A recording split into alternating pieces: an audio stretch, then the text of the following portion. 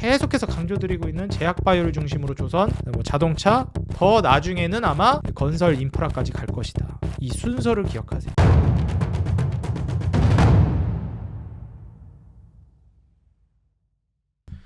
네, 반갑습니다. 주식장인 유튜브 구독자 여러분들, 주식장인입니다. 요즘 뭐 증시도 그렇고 지수도 그렇고 뭐 이벤트들이 하루가 멀다 하고 지금 나오고 있는 상황이기 때문에 사실 하루하루가 정말 바쁜 시기라고 좀 볼 수가 있겠습니다. 제가 뭐 계속해서 거듭해서 말씀드렸지만 지금 정말 중요한 시기에 와 있다라고 보여지고 있고요. 우리가 큰 돈을 벌 수 있을 만한 정말 중요한 시기라고 저는 생각하고 있습니다. 요즘 같은 시기에 투자에 있어서 계속해서 좀 집중하고 날을 세워야 되는 시기라고 저는 보여지거든요. 그래서 오늘 거기에 관련해서도 좀 말씀을 드리고 방향성 자체도 좀 잡아드릴 테니까 잘 따라오셔가지고 대응하셨으면 좋겠습니다. 자, 그럼 본격적으로 같이 화면 보면서 시작해 보도록 하겠습니다. 지금 일단 3거래일 동안 지수 자체가 굉장히 잘 올라오고 있습니다. 오늘도 아직 뭐 장마감하지는 않았는데 지금 오후장 들어서면서도 굉장히 강력한 모멘텀을 보여주고 있어요. 사실 이게 좀 중요한 게 오늘 그 대국민 담화도 있었잖아요. 근데 이 대국민 담화 있고 나서 시장이 좀 흔들렸거든요. 윤석열 대통령 이제 계엄 사태 이후에 대국민 담화를 했는데 이거 좀 큰일 나는 거 아니냐 막 좀 불안감이 막 생겼었어요. 근데 오후장 들어서 장마감 이제 다 돼가면서 상당히 낙폭을 회복하면서 올라가지고 있다. 이렇게 보시면 될 것 같습니다. 중요한 게 사실 이제 간밤에 제가 강조드렸던 부분 CPI 물가지표가 발표가 됐단 말이에요. 그래서 소비자 물가지수가 발표가 됐는데 CPI라고 부르죠.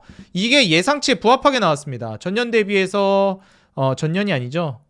지난달 대비해서 전년 동기 대비 2.7%고 지난달 대비해서 0.1%포인트 증가했어요. 그래서 작년 동기 대비해가지고 전년 동기 대비해가지고 2.7% 물가가 상승했다. 이렇게 보시면 되겠습니다. 이 예상치에 너무 딱 들어맞아가지고 지금 정말 뭐 예상대로 흘러갔다라고 보는 게 맞을 것 같아요. 근데 뭐 원자재라든지 이런 시황들 자체도 뭐 거의 이렇게 나올 거라고 좀 평가를 받았죠. 그러다 보니까 이제 얘기가 나오고 있는 게 예상치대로 나오니까 예상대로 금리 인하 할 것 같다라고 하면서 미국 11월 CPI 소비자 물가 지수가 전년 대비해서 2.7% 올랐다. 예상치 부합했고 그러다 보니까 미국의 금리 인하 가능성이 뭐 70%라고 했다가 이제 점점 올라가더니 80%대 되다가 CPI 발표되고 나서 96%로 올랐습니다. 그래서 이거는 뭐 어지간하면은 기준금리 인하할 것 같다. 원래 한 80%대라고 제가 말씀드렸죠. 예, 이게 지금 CME 금리 인하 가능성이 이제 96%로 바뀌었다. 이렇게 보시면 되겠습니다. 그러면서 이제 기준금리 인하 가능성이 생기다 보니까 뭐 미국에서는 지금 나스닥 지수도 2만 선을 돌파했고요. 뭐 금리 인하 기대에 그랬다고 하죠. 빅테크들도 랠리가 나왔습니다. 뭐 엔비디아, 알파벳, 테슬라, 매그니피센트 세븐이라고 하는 종목들 있죠. 일제히 올라갔어요. 그래서 뭐 기술주들 중심으로 해서 상승 랠리가 정말 강력했고요. 뭐 차트 보여드리자면 이 나스닥 지수가 정말 이 역사적인 지수죠. 2만 선을 돌파하는 모습을 보여줬습니다. S&P도 꽤나 강한 모습을 여전히 보여주고 있고요. 반도체에도 좀 움직이는 모습 보여줬습니다. 근데 이제 다우가 계속 꺾이고 있어요. 이 부분을 저는 좀 주목을 해볼 필요성이 있다고 봅니다. 이 기술주가 이렇게 과하게 올라가는 건 저는 이제 거품 단계로 들어가기 시작한다고 보거든요. 댓글에서 어떤 분이 미국 주식 팔고 한국 주식 사라니 공부 다시 해야 되겠다 뭐 이런 분이 있으시던데 이게 제가 이제 말씀드리고 싶은 거는 좀 오해를 하신 게 있는데 이제 거품의 단계로 넘어갈 것이다 제가 말씀드린 거지 이걸 지금 미국 주식을 당장 팔아야 된다 이런 게 아니에요. 팔 준비하시라는 거예요. 슬슬 이제 매도할 준비를 하셔야 한다. 더 갈 거라고 봐요. 저도 더 갈 거라고 보고 근데 이제 중요한 거는 이 이후에 한번 미증시가 꺾이고 나서부터는 한국 주식이 상당히 강세를 띨 것이다 이렇게 보고 있다는 거예요. 이렇게 이제 이해를 해주시면 되겠습니다. 아시겠죠? 자, 그리고 이제 오늘 같은 경우에는 12월 선물 옵션 만기 일이죠. 목요일이기 때문에 둘째 주 목요일입니다. 항상 369, 12월 둘째 주 목요일 내마녀의 날이라고 해서 선물 옵션 만기가 겹치는 달입니다.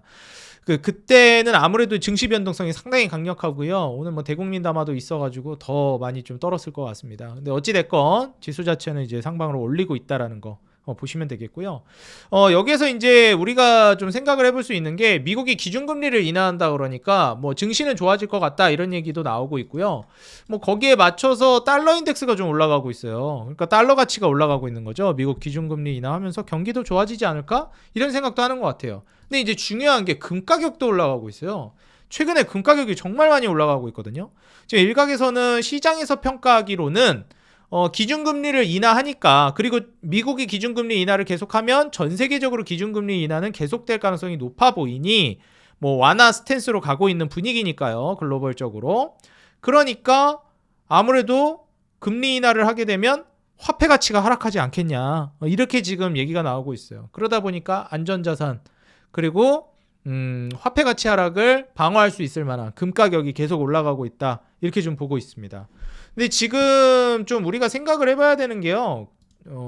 기준금리는 뭐 인하한다라고 보지만 중요한 게 미국 국채금리는 여전히 높기는 합니다. 지금 4%대예요. 10년물이. 2년물이 이제 단기물이니까 2년물도 보시게 되면 이것도 이제 4.16%. 그러니까 지금 실질금리 자체가 낮지 않아요, 여러분들. 꽤 높은 편입니다. 2년물 4.16에다가 그 다음에 이제 10년물 자체도 4.28이니까 4%대 유지하고 있다는 거예요. 그러면은 이제 이런 거를 감안해 봤을 때 실질금리 국채금리가 이제 어느 정도 된다. 이걸 이제 생각을 해봐야 되겠어요. 그리고 이제 중요한 게 이 달러 인덱스가 올라가고 있다라는 거는 다시 이제 좀 올라갈 가능성이 있다라는 거는 우리가 주의를 해야 되는 게 환율 방어가 좀 어려워질 수 있겠다라고 생각을 해야 됩니다. 항상 환율이라는 건 상대적이기 때문에 아무래도 우리나라 지금 그 정치적 리스크까지 있는 상황인데 강달러 기조로 간다? 이렇게 되면은 점점 이 환율 방어가 더 어려워질 수 있다고 봐요. 그래서 1435원 정도 고점 찍고 뭐 순간 튀어오를 때 1440원대도 가고 그랬는데 지금 32원이에요. 안정되나 싶었는데 다시 튈라 그래요. 강달러 기조로 또 가니까. 그래서 이런 부분을 고려해 보면 이거 환율 방어가 쉽지 않겠는데 이런 생각이 들고요.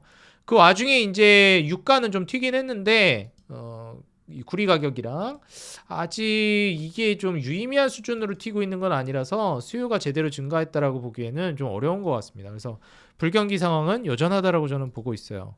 그래서 이 점을 좀 감안해 가지고 봤을 때는 좀 보시다시피 환율도 1430원대인데 여기서 이제 만에 하나 미국이 기준금리 인하하고 있는데 일본이 기준금리 인상을 한다. 그러면서 이제 혹시나 엔캐리 트레이드 이슈가 또 터진다 그러면은 이건 좀 심각해질 수 있다. 중요한 거는 외국인은 계속 팔고 있다라는 거. 선물 시장에서 좀 물량이 들어와 줬습니다. 그리고 개인은 코스닥 매수하고 코스닥 매도, 그 다음에 선물 매도. 그리고 역시나 지금 현재 시장을 떠받치고 있는 건 누가 뭐래도 저는 기관이라고 봐요. 뭐 코스닥이랑 그 다음에 선물은 매도했지만 코스피 이제 받쳐주면서 특히 누가 받쳐주고 있죠? 그쵸. 연기금이 지금 탄탄하게 받쳐주고 있어요. 뭐 내 연금 저기서 녹아내리고 있다 뭐 이럴 수도 있을지 모르겠지만 저는 어찌됐건 이제 증권시장 방어를 위해서 좀 나오고 있다라고 보고 있고요. 연기금의 방어는 저는 뭐 헛된다 이렇게 보진 않아요. 이걸 한다고 해서 지수 방어가 무조건 된다 이건 아니거든요. 근데 떨어지더라도 저런 것들이 브레이크를 걸어준단 말이에요. 실제로 지금 지수도 반등하고 있고 그죠? 코스피 반등하고 있어요. 이때 추세 깨지고 무너진 이후에 이건 굉장히 좀 긍정적으로 봐야 됩니다. 21선 위로도 올라오기도 했고요. 그래서 여기서 이제 급락이 그냥 끝나버릴 거냐 아니면은 이제 한 차례 더 낙폭이 있을 것이냐 저는 한 차례 더 낙폭이 있을 거라고 보는데 그건 이제 미국이 꺾일 때라고 봐요. 근데 어찌됐건 공격적으로 할 때는 아니라고 보고 그러면 그렇다고 해서 투자를 안 하는 건 아니라고 봐요. 50%는 해야 된다고 봅니다. 지금 기준금리 인하가 거의 어느 정도 90% 이상 확률로 점쳐지고 있잖아요. 기준금리 인하 계속 된다는 거예요, 이거는. 그러면은 결국 나중에 미국이 거품이 껴서 좀 깨지면 깨질 수도 있고 혹은 안 깨질 수도 있죠. 뭐 우리나라도 여기서 그냥 바로 올라갈 수도 있는 것이고 우리나라 이제 정치적 리스크나 뭐 이런 것들은 다 시장에 어느 정도는 반영이 됐다라고 보고 있고요. 그리고 너무 과하게 떨어졌어요. 한국 같은 경우에. 그리고 우리나라 경기가 지금 경제 성장률도 뭐 1%대를 내다보고 있기 때문에 아마 기준금리 인하 속도가 더 빨라질 수가 있습니다. 그러면 이게 환율 방어가 더 안 될 수도 있어요. 그럼 완전히 그냥 와장창 무너질 수 있거든요. 그런 과정 안에서 저는 신용 물량이 다 털릴 거라고 보고 있습니다. 근데 지금도 보시다시피 신용 물량이 꽤나 많이 정리됐어요. 이건 굉장히 긍정적인 부분입니다. 보시다시피 신용 물량이 굉장히 많이 정리가 돼가지고 23년도에 뭐 예탁금도 그렇고 신용 물량도 그렇고 많이 빠졌을 때 거의 바닥 부근이거든요. 거길 깼어요. 신용은. 예탁금은 조금 저점 높이면서 올라가고 있는데 신용 물량은 깨지고 있다라는 거. 이게 이제 핵심이거든요. 그래서 지금 제가 보는 관점에서는 신용 물량 자체를 좀 중요하게 볼 필요성이 있다. 근데 예탁금은 방어를 해주고 있는데 신용이 깨지고 있다는 거. 이거는 굉장히 증시가 지금 건강해지고 있다는 겁니다. 체질 개선이 이루어지고 있다. 건강한 다이어트를 진행하고 있는 한국 증시다. 신용 물량이 지금 줄고 있으니까. 이렇게 신용이 가벼워지고 예탁금이 늘어나게 되면요. 시장이 굉장히 탄탄하게 건강하게 우상향할 그 기반을 다져놓는 거예요. 그래서 지금의 이 신용 물량이 떨어지고 예탁금이 버티고 있는 부분은 굉장히 좀 긍정적으로 해석해 볼 수 있겠다. 이렇게 말씀드리고 싶습니다. 신용잔고가 이제 15조 7천억대로 떨어졌어요. 뭐 16조 중반 이러다가 굉장히 많이 떨어진 겁니다. 지금 예탁금이 52조 5천억이니까 뭐 12월 10일 기준입니다. 사실 그걸 기반으로 따져봤을 때는 신용잔고가 상당히 많이 조정을 보여줬다. 저는 한국 증시가 장기적으로 좋아질 거라고 보고 있고 기준금리 인하가 계속된다면 이 부분은 역시 저는 긍정적으로 보고 있습니다. 그리고 아까 전에 제가 이제 뭐 미국의 기준금리 인하 확률이 올라가면서 화폐 가치가 하락하면서 뭐 금 가격이 올라간다 이런 얘기도 했고 그러면서 뭐 미국 경기가 활성화되면은 잘 버티니까 또 달러 인덱스 올라가는 거 아니냐 이런 해석도 있는데 한편으로는 달러 인덱스랑 금 가격이 같이 올라간다? 이거는 지금 시장이 어느 정도 좀 하락을 염두에 두고 있다? 이렇게 평가해 볼 수도 있어요. 왜냐면은 결국 이제 미증시가 정말 장기 상승을 보여줬기 때문에 도중에 한번 이제 끊었다 갈 가능성도 있다라고 저는 보거든요. 무조건 그런다는 게 아니라 그럴 확률이 존재하거든요. 그래서 그런 관점에서 이제 금 가격 상승이 좀 이루어지고 있지 않나. 역시 뭐 기준금리 인하가 계속될 걸로 기대되니까 화폐 가치 하락이 예상되기 때문에 그런 것도 크다라고 봅니다. 근데 지금 한국 증시는 거기에 비해서 많이 못 가고 있는 상황이죠. 저는 이거 정상 제자리 찾아갈 가능성이 높다라고 봅니다. 그래서 너무 이제 우려하지 말고 50%는 가져가면서 보자. 아마 지금의 상황에서는 환율 방어가 굉장히 어려울 건데 연기금이 지금 방어하고 있잖아요. 이것도 외환보유고를 지금 막 써가면서 이제 할 텐데 뭐 연기금도 방어하고 외환보유고도 이제 사용해가면서 막 이제 여러 가지 측면으로 하겠죠. 그리고 금투세 폐지도 했죠. 이게 다 무슨 작용으로 되는 거냐면은 주식시장에 굉장히 긍정적인 측면으로 자리하게 되는 겁니다. 그럼 나중에 올라갈 때 굉장히 탄력적으로 올라가게 돼요. 이제 외환보유고가 점점 녹아내릴 건데 환율 방어가 어려울 가능성이 높다. 이거를 좀 보여드리고 싶어요. 제가 봤을 때는 쭉 한번 떨어질 가능성이 있다고 보거든요. 무너지면서 이 점을 좀 참고해 보셔야 될 것 같아요. 만약에 환율 1,500원 간다. 외환보유고 이거 진짜 위태로워집니다. 이거 여기 계속 기사들도 계속 나오고 있어요. 그때 한번 한국이 조금 꺾일 가능성이 있어 보인다. 왜냐면은 뭐 말씀드렸듯이 지금 미국이 기준금리 인하하고 그 다음에 강달러로 가게 된다. 이거 달러 인덱스가 올라가면 이거 진짜 속수무책입니다. 달러 인덱스라도 조정이 나와야 되는데 달러 인덱스마저 이렇게 올라가 버리면 이거 방어하기 힘들어요. 환율 지금 1,431원이고 직전 35원 뭐 40원도 조만간 돌파할 것 같습니다. 이게 외환보유고가 언제까지 제가 말씀드렸지만 지금이야 버티는데 이게 언제까지 버티냐 이거예요. 1,450원, 1,470원, 80원, 1,500원 돼도 버틴다? 이게 쉽지 않습니다. 거기다가 이제 엔캐리 이슈까지 한번 더 터지면은 좀 힘들어질 수 있다. 그렇게 저는 좀 내다보고 있어요. 이게 뭐 제가 부정론자 이런 게 아니고 뭐 폭락론자 이런 게 아니라 그럴 가능성을 계속 대비해야 된다는 걸 말씀드리는 거예요. 안 그랬으면 좋겠어요, 저도. 그리고 안 그럴 수도 있고. 그렇기 때문에 50%는 투자하고 있으라는 거예요. 그냥 그대로 날아갈 수도 있으니까. 근데 거기서도 투자를 잘해야 된다는 거예요. 함부로 하는 게 아니라. 지금 현재 미국 증시는 저는 당분간은 강세를 보여줄 것 같고 거품이 형성되는 단계로 갈 것 같습니다. 한국 증시는 어려울 것 같아요. 근데 한번 이전 어려운 측면 안에서 하락이 한번 있은 다음에는 미증시 상승률을 아득히 뛰어넘는 한국 증시 대시세가 나올 거라고 보고 있습니다. 일로 낙수 효과를 받으면서 돈 차익 실현 물량들이 미증시에서 많이 넘어올 걸로 보고 있어요. 정치적 리스크도 이미 거의 반영됐고 그로 인해서 과하게 빠졌습니다. 한국 같은 경우에 이제 금투세 폐지 이슈도 있었기 때문에 굉장히 세금적인 혜택까지도 있어요. 근데 많이 무너졌어요.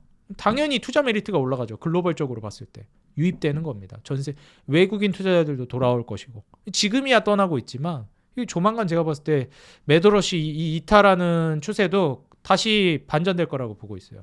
이 점을 좀 참고해 보시면 좋겠습니다. 그럼 여기서 그냥 아무 섹터나 투자하는 게 아니라 역시 기준금리 인하에 있어서 가장 이제 수혜를 보는 건 뭐예요? 제약바이오입니다. 그래서 당연하게도 제약바이오 관련된 종목들을 우리 투자자 여러분들이 계속 끊임없이 보시는 게 중요하겠다라는 거예요. 저는 이제 바뀌지 않잖아요, 여러분들. 계속 똑같은 얘기하고 있습니다. 수개월 전부터 여러분들. 그래서 이 점을 꾸준하게 여러분들이 좀 보시면서 가셔야 되겠다. 최근에 제약바이오 관련된 이슈들이 호재 기사들이 정말 많이 나오고 있어요. 지금 뭐 신테카바이오부터 해서 SK부터 해서 지금 보시게 되면 신테카바이오도 나스닥 상장사랑 공급 계약한다 이런 이슈가 나오고요. 그 다음에 뭐 제가 텔레그램에도 올려드렸는데 대규모 수주 기업이 이제 잇따라서 나오고 있습니다. 낭보가 계속 찾아들고 있어요. 이거 지금 녹십자 같은 경우에도 어때요? 호재 기사 떴습니다. 혈액원 인수했다고 해가지고. 그래서 증권가 DS투자에서도 지금 목표가 상향이 이루어졌고요. 미국 혈액원 인수하면서 혈액제제 알리글로 제가 노래를 불렀죠. 미국에서 이제 수출하고 있는 알리글로가 이제 사업에 날개를 달 걸로 기대되고 있습니다. 그러니까 이런 것들이 다 뭐냐면 이것 때문에 올라간다? 아주 틀린 말은 아니에요. 근데 그 기저에 근본적으로 이제 우리가 봐야 되는 건 기준금리 인하가 계속되고 제약바이오 업종이 살아날 거라는 거예요. 이게 근본적인 모멘텀이에요. 그 뒤에 있는 이 뉴스 기사 이슈?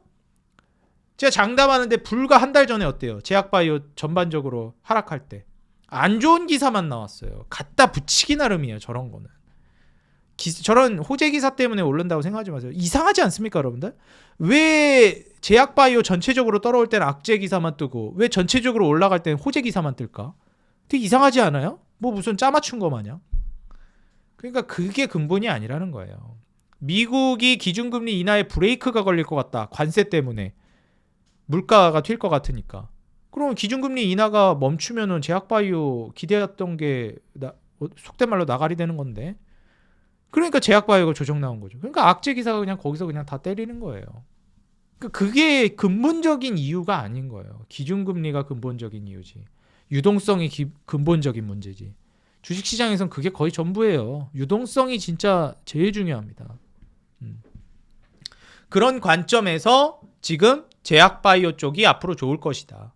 기준금리 인하 확률 굉장히 높고 또 뭐 기준금리가 실제로 이루어지게 되면 제약바이오 아마 좋을 거예요. 제가 봤을 때는 기준금리 인하 전부터 해서 실제로 기준금리 인하되고 당분간은 제약바이오 또 수급 계속 들어올 걸로 보고 있습니다. 제가 삼성바이오로직스는 장기적으로 가면서 보시고 SK바이오팜은 같이 이제 들어가시는 게 좋다 말씀을 드렸죠. 그래서 삼성바이오로직스, SK바이오팜 필두로 보시고 알테오젠이나 리가켄바이오는 소액으로 보시면 돼요. 이런 종목들은 좀 부담되니까, 그죠? 소액으로 보고 그 다음에 뭐 파마리서치나 휴젤은 뭐 많이 저는 이득 보셨을 거라 생각합니다. 우리 구독자 여러분들은, 그죠? 수익 많이 봤죠? 휴젤이랑 파마리서치는 얼마 전에 또 신고가 갔어. 이건 뭐 제가 더 말 안 해줘도 될 거라 생각합니다. 그냥 갖고 계신 분들 수익 극대화하시면 돼요. 신규 진입은 이제 못하지 이런 거는. 예.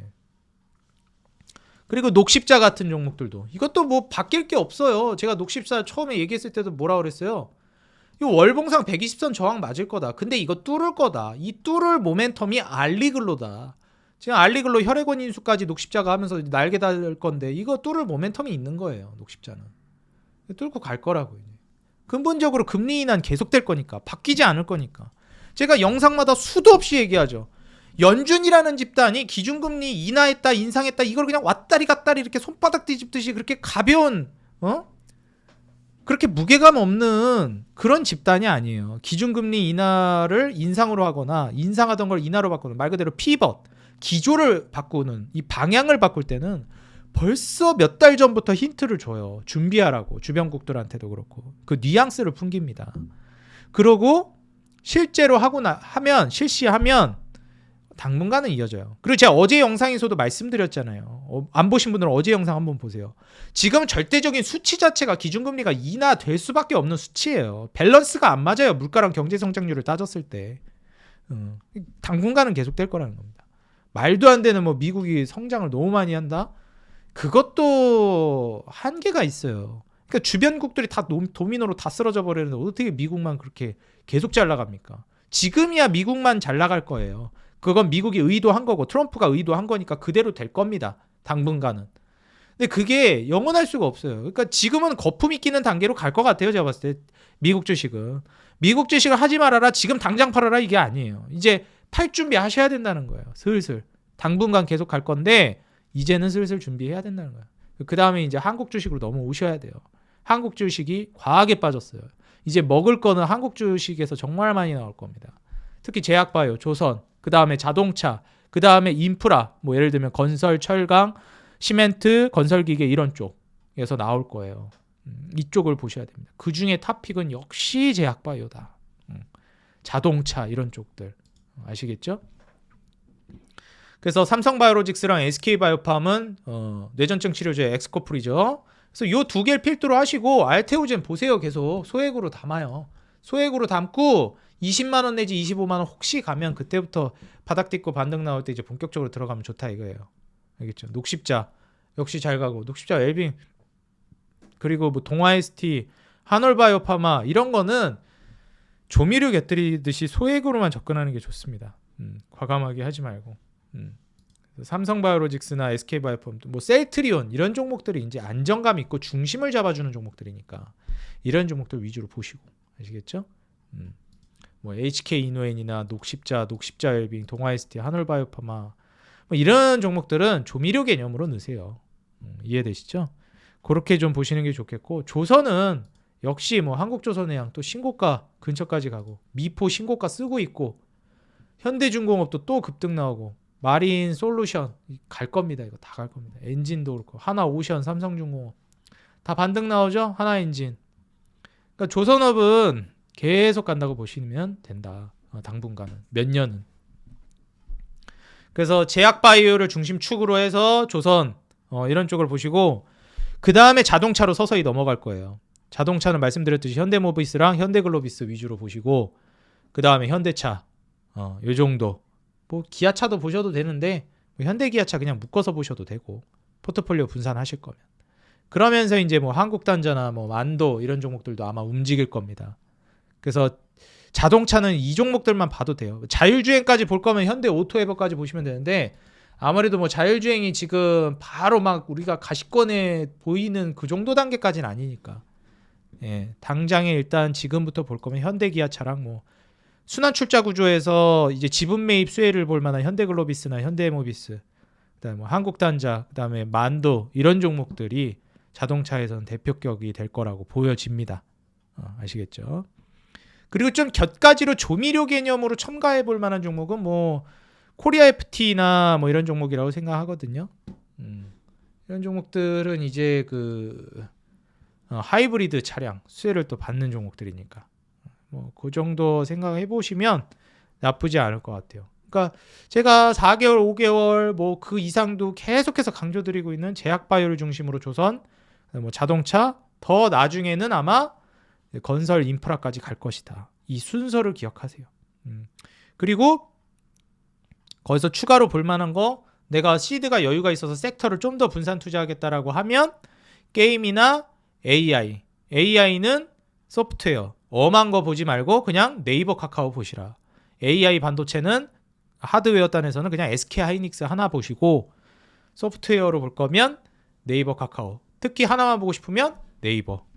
네이버도 주가 너무 잘 가더만. 네. 어제도 신고가 쓰면서 올라가고 오늘 좀 빠지긴 했지만 분위기 좋다 이거죠. 그러니까 이런 쪽 정도. 그리고 뭐 대한항공 정도. 장기적으로 볼 거면 대한항공이랑 두산에너빌리티. 두산에너빌리티도 저는 과하게 빠졌다고 생각하는 편입니다. 이 대왕고래 관련된 종목들도 많이 빠지는 종목들이 있는데 대왕고래랑은 또 다르다고 봐요. 저는 두산에너빌리티는 글로벌 수요를 기반으로 갈 거기 때문에 애초에 제가 10년 보라고 한 만큼 10년 보고 하세요. 지금 이런 거 뭐 흔들리는 거에 왔다 갔다 하지 마시고. 알겠죠? 그래서 장기적으로 한 방에 투자해가지고 한다기보다는 긴 호흡으로 조금씩 담아 나간다는 전략으로 보시는 게 조금 더 좋습니다. 그래서 오늘 방향성을 좀 잡아드렸는데 나스닥 이제 신고가 영역으로 들어서기 시작했어요. 이 거품 단계로 가는 겁니다. 기술주들을 이렇게 올라가기 시작하면 여기서 안 간다는 게 아니라 제가 봐도 더 갈 것 같은데 이제부터는 거품 단계다. 언제 빠질지를 이제 예의주시해야 될 만한 시기가 왔다. 미국 주식은 이렇게 말씀드리고 싶습니다. 다우는 이미 꺾이고 있고, 네 그렇게 좀 말씀드리겠고요. 그리고 제가 이제 텔레그램 통해서 말씀드렸던 이런 기사들이라든지 여러분들 시황 잡아드리는 거 다 올려드리고 있습니다. 그러니까 여러분들 실시간으로 이제 시황 자료 어떻게 해석해야 되는지, 지금 분위기가 어떤 건지, 내가 이걸 어떻게 받아들여야 되는지, 어떻게 그걸 토대로 전략을 짜야 되는지 다 꽉 잡아드리고 있어요. 여러분들 흔들리지 않게끔 제가 그냥 두 손으로 꽉 붙잡고 그냥 흔들리지 말라고 이러고 붙잡고 있습니다. 그러니까 오셔가지고 하단에 더보기란에 링크 남겨놓을 테니까 오셔서 도움받아 가시기 바라겠습니다. 오늘 영상 보시고 좀 도움이 됐다 느끼신 분들은 제가 앞으로도 계속 이렇게 잡아드리면서 포트폴리오를 어떻게 구축해야 되는지 계속 조언해드리고 있거든요. 그래서 여러분들 아직 구독 안 눌러주신 분들은 구독이랑 알람 버튼 눌러주시면 여러분들 뭐 주식에서 성공할 수밖에 없게끔 제가 잘 이끌어 드리도록 하겠습니다. 좋아요 한 번씩 터치만 해주시면 되거든요. 눌러주시고요. 여러분들 응원 댓글 짧게나마 한 줄 달아주시는 게 제가 여러분들께 이렇게 자료 조사해서 여러분들 매매 도와드리는 거에 너무 큰 힘이 되고 있습니다. 꼭 한 줄씩 달아주시면 감사하겠고요. 뭐 비판도 괜찮습니다. 이건 아닌 것 같은데요. 해주셔도 돼요. 그래서 이런 식으로 자유롭게 댓글 남겨주시고요. 저는 다음 영상에서 더 돈 되는 종목, 도움되는 정보로 찾아뵙겠습니다. 항상 우리 개인 투자자 여러분들의 수익, 그 하나만을 위해 여러분들이 돈을 벌어야 제가 돈을 번다는 모토로 정진해 나가도록 하겠습니다. 여러분들 대박 수익을 낼 수 있을 만한 기회가 점점 우리 코앞으로 다가오고 있습니다. 제가 발톱을 드러내야 될 때를 알려드릴 테니까 잘 따라오시기 바라겠습니다. 여러분들도 꾸준히 제 영상을 보셨다면 아마 서서히 느껴지실 겁니다. 대박장이 오고 있다는 걸. 저는 다음 영상에서 다시 뵙도록 하겠고요. 오늘 여기서 마무리하겠습니다. 힘내시고 여러분들 희망을 잃지 마시고 굳건히 담대하게 나아가시기 바라겠습니다. 주식장인이었습니다. 감사합니다. 행복한 하루 되세요.